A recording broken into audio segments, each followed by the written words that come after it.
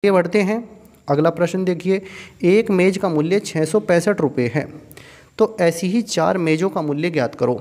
आपको इस तरह के सवालों में ध्यान रखना है, ये एक एक नियम के सवाल हैं। इसमें अगर एक वस्तु की कीमत दी जाती है, अगर एक वस्तु की कीमत दी जाती है और आपसे ज़्यादा वस्तुओं की कीमत पूछता है तो ऐसे सवालों में गुणा होती है। ये गुणा के सवाल हैं। तो आपको यहाँ पर एक मेज़ का मूल्य दिया है 665 रुपये और आपको बताना है 4 मेज़ों का मूल्य। तो आपको क्या करना है, 665 को 4 से गुणा कर देंगे। तो 665 को जब आप 4 से गुणा करेंगे तो आपका उत्तर आ जाएगा। देखिए 4 पंजे 20 की 0, हासिल लगेंगे 2, 4 छिंग 24 और 2 26, 26 का 6, फिर 2 हासिल, 4 छिंग 24 और 2 26। तो ये आ गया है 2660। तो 2660 रुपये कुल मूल्य है ऐसी ही 4 मेज़ों का। आगे बढ़ते हैं। आपको यहाँ पर ये हल करने हैं। 245 को 17 से गुणा करनी है, 245 को 17 से गुणा करनी है। तो इसमें आपको क्या करना है, देखिए ये भी बहुत आसान सवाल होते हैं। 245 3 अंकों की संख्या है, गुणा करनी है 17 से। 17 एक 2 अंकों की संख्या है। पहले 7 से गुणा करेंगे, 7 पंजे 35 का 5, हासिल लगेंगे 3, 7 चौक 28 और 3 31 का 1, हासिल लगेंगे 3, 7 दूनी 14 और 3 17। यहाँ पर आएगा इतना। अब क्या करना है, एक स्थान छोड़कर लिखना होता है। तो आप मान लीजिए यहाँ क्रॉस का निशान लगा दीजिए, फिर 1 से करिए, 1 पंजे 5 और फिर 4 में करेंगे, 1 चौक 4, फिर 1 से गुणा 2 में करेंगे, 1 दूने 2। अब इनको जोड़ दीजिए, जोड़ेंगे तो 5 के नीचे तो 5 ही आएगा, फिर 5 में ये 1 जुड़ जाएगा 6, 7 और 4 11 का 1, हासिल लगेगा 1 2 3 और 1 4। तो 4165 ये हमारा उत्तर है।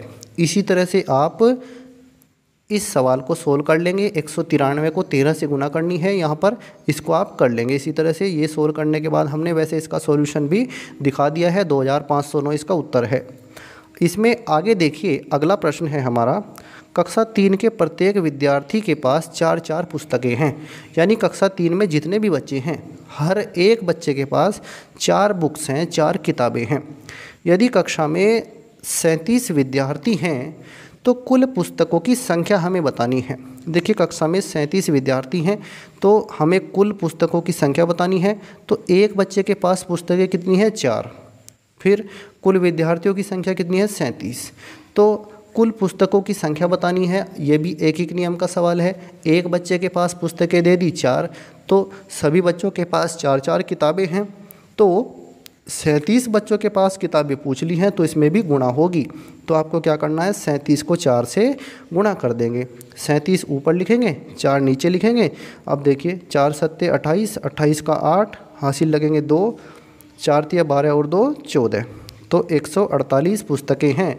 टोटल 148 पुस्तकें हैं सभी बच्चों के पास मिला करके।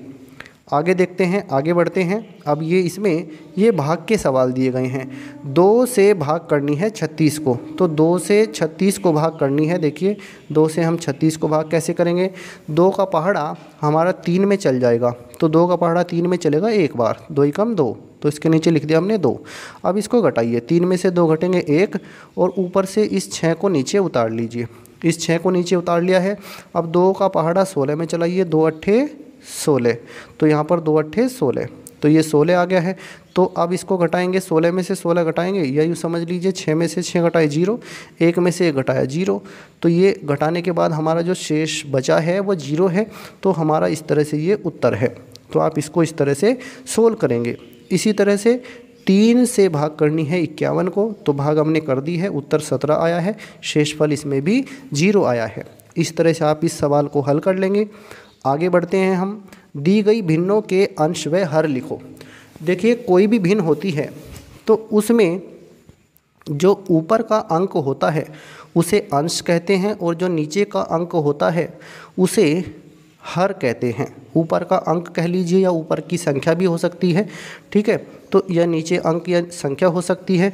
अब जैसे यहाँ पर 1/2 लिखा है, तो 1/2 में ऊपर है 1, तो ये तो अंश है, और नीचे है 2, इसको बोलते हैं हर। तो नीचे वाली संख्या कहिए, अंक कहिए, इसको हम जो है हर कहेंगे, और ऊपर जो लिखा है ये अंश है। तो जैसे 1 है, 1 इसमें अंश है और 2 इसमें ये हर है। इसी तरह से 2/4 में ऊपर की संख्या अंश है और नीचे वाली संख्या हर है, ये 4 इसमें हर है। इस तरह से आप इसको सोल्व करेंगे। आगे देखिए, भिन्नों को घटाकर लिखिए। यहाँ पर आपको ये भिन्न घटानी है, इनके हर बराबर हैं। जैसे 3/4 में से 1/4 को घटाना है, तो इनके हर बराबर हैं।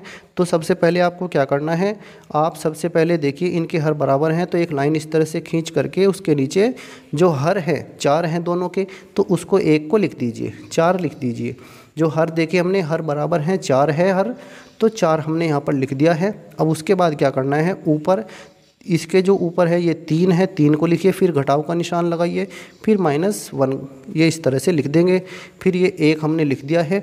अब क्या करना है, 3 में से 1 घटाएंगे, तो 3 में से 1 घटाएंगे 2 और इसके नीचे 4 ऐसे ही आएगा। अब क्या हो सकता है इसमें, 2 से ये 4 कट सकता है, जैसे 2 एकम 2 और ये 4 2 दूनी 4 2 बार कट सकता है। तो हमारा फाइनल उत्तर आ गया है, 1 ऊपर है 2 नीचे है, तो 1/2 हमारा फाइनल उत्तर है। तो आप 1/2 इस तरह से करके फाइनल उत्तर लिख देंगे। तो ये 1/2 हमारा उत्तर है, हमने इसका हल दिखा दिया है करके। इसी तरह से आप इसको कर लेंगे और इसी तरह से इस सवाल को भी कर लेंगे। तो ये भिन्नों की घटाव पर आधारित 2 प्रश्न इसमें दिए गए हैं। आगे बढ़ते हैं, बिंदुओं को मिलाओ और बनी आकृति की भुजाओं को नापकर परिमाप लिखो।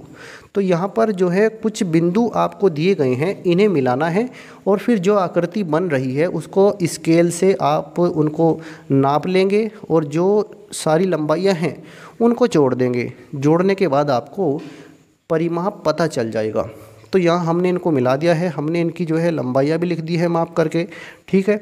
तो परिमाप का मतलब यही होता है, जैसे मान लीजिए ये कोई आकृति है, तो इस आकृति में ये भुजा है, इसको नाप लीजिए, इसको नाप लीजिए, फिर इसको नाप लीजिए, फिर इसको चारों तरफ से नाप लीजिए। टोटल जो लंबाई आई है उसको जोड़ करके जो आपको टोटल लंबाई मिलेगी वही परिमाप होगा, दी गई आकृति का परिमाप होगा। तो इस तरह से आप इसको करेंगे। हमने इसको बिंदुओं को मिला दिया है, इनको मिलाने के बाद जो आकृति बनी है वो देखिए आपके सामने है। फिर स्केल से सभी की लंबाइयाँ हमने नाप दी हैं। नापने के बाद परिमाप जो है हमने इन सब भुजाओं को जो इनकी लंबाइयाँ आई हैं उन्हें जोड़ दिया है। जोड़ने के बाद आपका परिमाप आपके सामने है। तो ये सेंटीमीटर में लंबाइयाँ आई हैं। तो जैसे ये भुजा है 3.8 सेंटीमीटर है, ये 3.8 सेंटीमीटर है, ये 1.5 सेंटीमीटर है, इस तरह से ये भी 1.5 सेंटीमीटर है। इन सब को जोड़ दिया है। जोड़ने के बाद आता है 10.6 सेंटीमीटर, ये इसका परिमाप है। इसी तरह से इसको हमने सभी बिंदु मिलाए, आकृति बनी है ये, और इसको जब स्केल से मापा तो इन भुजाओं की लंबाइयाँ निकलकर इस तरह से आई हैं। तो फिर क्या करना है, तो इसमें जो है इसका परिमाप कैसे लिखेंगे, इन सभी लंबाइयों को, सभी को, चारों की चारों लंबाइयों को जोड़ दीजिए। जोड़ने के बाद उत्तर आ रहा है 15.8 सेंटीमीटर। तो 15.8 सेंटीमीटर ये हमारा परिमाप है, ये उत्तर है। तो अब इस तरह से आप परिमाप कर लेंगे। आगे